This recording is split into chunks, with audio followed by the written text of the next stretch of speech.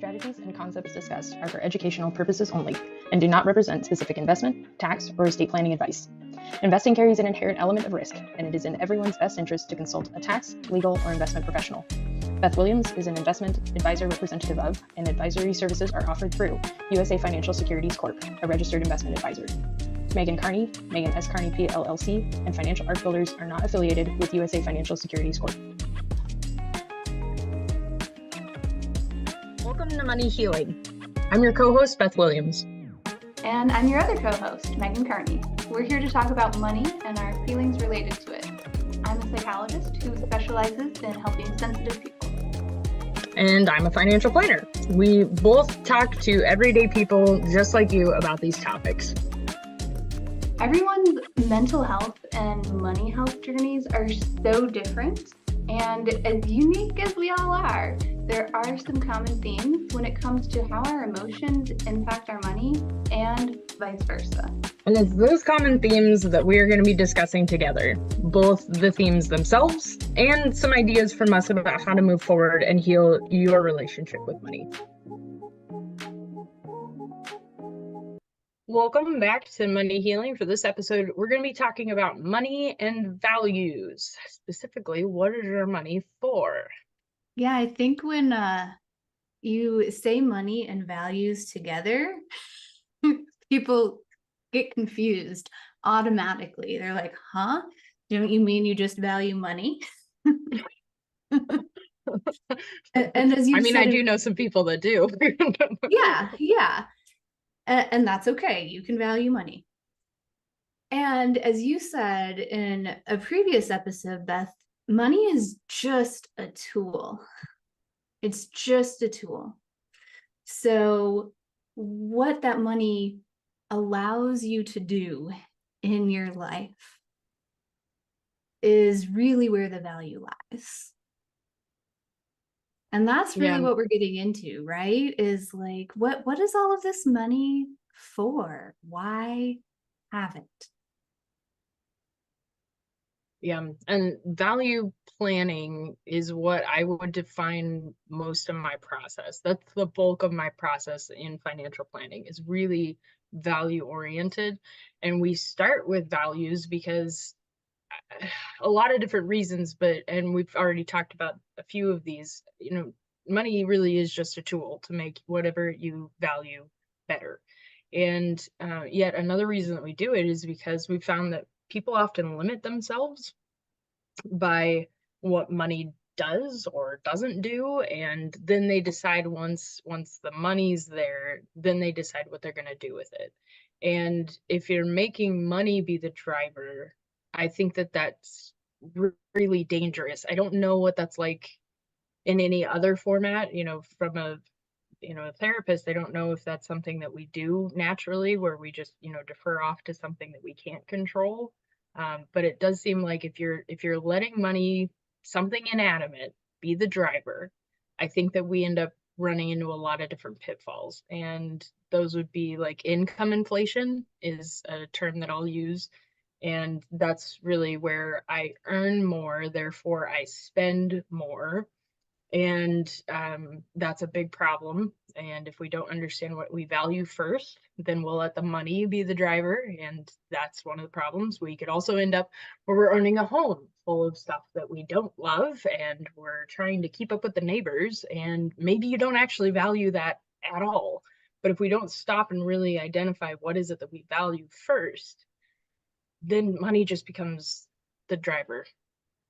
Yeah, it becomes the thing to chase. And it naturally does that when we live in a capitalist society where, yes, we do need money. That is a fact of life right now. And it's easy for entrepreneurs, especially, and business owners, to be chasing the 6 figures, the 7 figures, the more.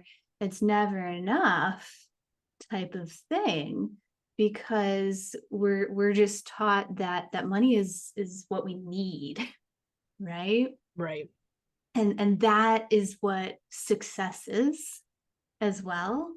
And it can be really easy to inherit or adapt those cultural values or what appear to be cultural values as your own when that's just been planted since day one that we need Right. this money. We need more and more and more. Hmm. Yeah. And I mean, to use a personal example, my husband and I both value the environment, and we're both very environmentally conscious. And we at one point had like 7,000 square feet of real estate. And we just sat, and I don't even remember why, but we just got into this conversation about, do we actually want this? And it was just, we were just spending time, mowing the lawns and just upkeeping stuff. And so we started talking about, well, really, what do we want? And we both value having a small footprint. And through that conversation, we determined that that was something that we valued. We valued having a small footprint, and we valued having the freedom of seeing the clients that we have all over the country. And that was really a big changer for us. We live in small spaces. We live in either an RV or a boat. We're in Airbnbs a lot, and we ride share as much as we possibly can. And a lot of that's just because we're really big into the sharing economy of, I don't just need to own this because I can. And I don't know that we would have gotten there without stopping and thinking, okay, what do we actually value? What are we actually trying to do? And because of that, we don't really have a lot of real estate. We don't really have a lot of that stuff because that's not something that we wanted. And that's a big change. And I know that that takes a lot of guts. We don't have any kids, we don't have any pets, so it made that conversation a little bit easier where it was just the two of us. But when we really faced ourselves, we realized that's not something that we really value. So we changed our life pretty significantly. And I love how you went deep with the values, right? You didn't just say, I value the environment and that's it. Right? You went into like, and how do I put this into action in a way that works in my life? Because like that's a shared value we have. Both of us care about the environment. And my family is pretty much, we're homebodies. We like to be home and spend time together. We like to host other people at our home for parties. We like to have kids over for sleepovers. I have a child. We like to have that space for ourselves. So we want a bigger footprint and we want a house. We want stability for our kiddo. So even though we share the same values, it looks different. Because for me, I'm like, well, okay, next time that it's time for me to buy a car, I want to buy a car that's more environmentally friendly. And for me, it's not about like financially, does it make more sense cost wise to to have one car or the other? It's about, well, I want to be environmentally friendly, so I want to get an environmentally friendly vehicle. And so maybe I'm going to have to save more upfront to be able to do that. One of the problems is we are too broad about what it is that we value. And if you know me at all, you know that I am a giant Susie Welsh fan. She has 3 questions that I'll take clients through, and those, you can't really get to somebody's values by just asking them, what do you value? Because you'll get things like family or friends or something broad, and it's just too vague. And really, when you ask in an indirect way about somebody's values, you end up getting to a different answer. So the 3 questions that I just love so much to take people through is, first, when you think about being an older age. So, I'll be talking with people who are 20 and they think that 40 is really old. So, when you get to a certain age that's in the future, 65, 85, whatever, if you got to that age and you're at your birthday, what would make you cry from regret? And that question really goes into, what is it that I wish that I would have spent more time with? What do I wish that I would have resolved? And so now you start to get into a little bit deeper questions. Another one is, what do you want people to say about you when you leave the room? And that will give you a little bit more about your character and who you are as a person. And that's some of the stuff that you'll value there. And then the last one that's really charged is, what did you love and what did you hate about your childhood? And you can Oh, really get bring in the into, therapist, Beth. Bring in the therapist. oh my God. And it's like, it's stuff like, I really loved my parents cooking. I really loved how much time we spent together. Or I really hated the fact that we didn't really talk about important stuff, or we didn't say, I love you. And so now with those 3 questions, and again, that's just a really small bit of my process that we go through with talking to people about values. Because again, if you just say family, that doesn't really tell me much. And so when you really dig into those details, Susie uses an example where one of her students had said that he values being around beautiful things. That's not something that you can really get directly by asking what do you value, but through the tools and through this conversation got to a point where I really value being around beautiful things, and I would sacrifice just about anything to get there. And so that's, I think, one of the problems is it's very, very vague. And so when you start to dig into the values and start to actually get some words to what it is that you value on a deeper level, I think that helps a lot. I love that question of, what do you want people to say about you when you leave the room? I actually just had that experience. I got to hear what somebody said about me when they thought I was off the Zoom room.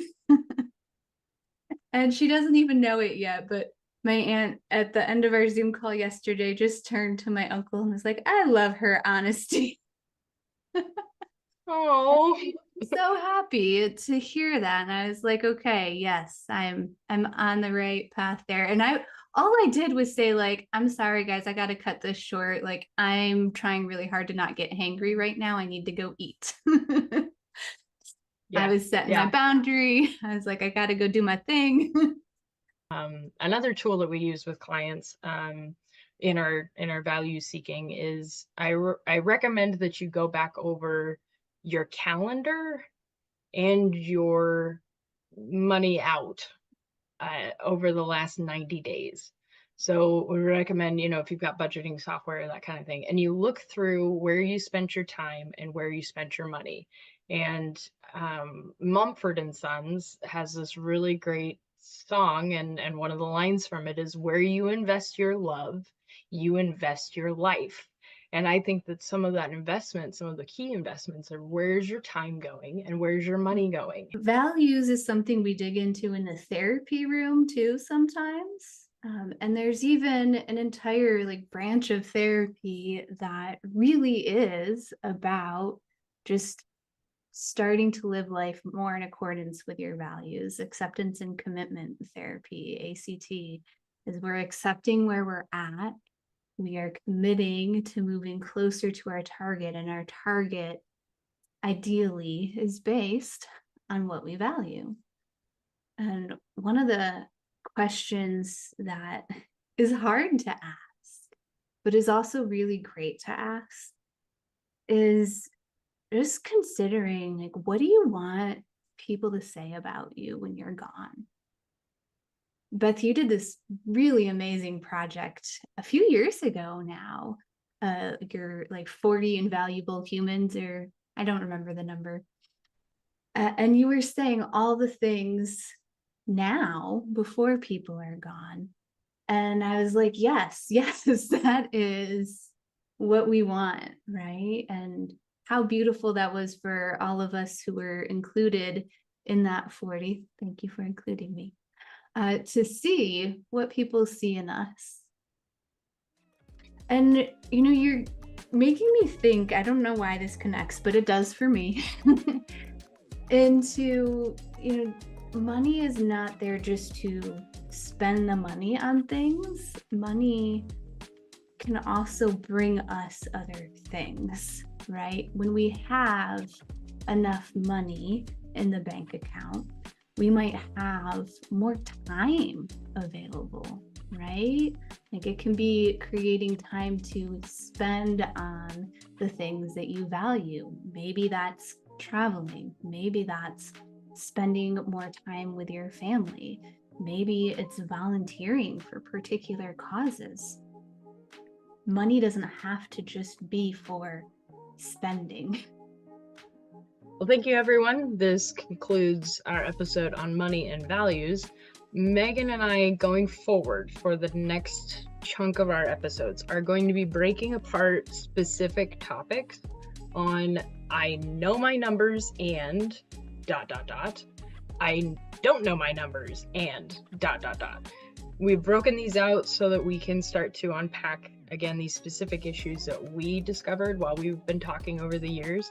So this first chunk, we're going to be going into I don't know my numbers, and the next episode is going to be I don't know my numbers and I don't know what I need. We're going to start with that one, and then we'll go from there. Hope that you enjoy it. And again, you can follow Megan via her website, me via mine, and those links are down below.